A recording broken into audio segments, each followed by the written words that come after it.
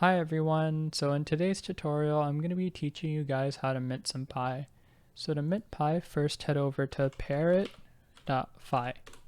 Once you're at parrot.fi, go ahead and connect your wallet.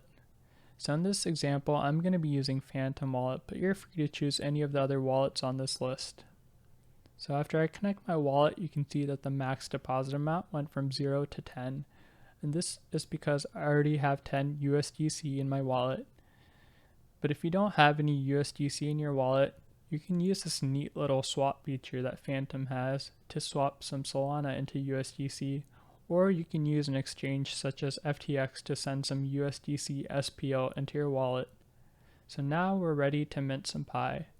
So I'm going to use the maximum amount of USDC I have, which is 10, to mint the max amount of Pi. So I'm going to click 100% for both. And one thing you might notice is that these values don't match, and that's because all loans are currently over collateralized. And this means that the value that is used as collateral on the loan will exceed the loan value.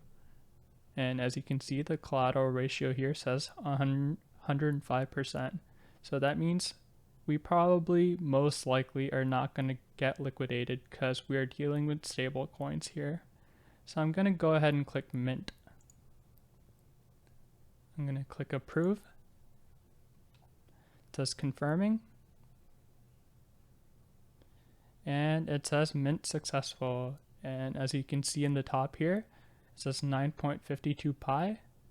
And if I click on this browser extension for Phantom, you can see the Pi in the wallet. So currently it says unknown token, but that'll change in the future, but you can see that we have 9.52 Pi in the wallet. And that is about it for this tutorial.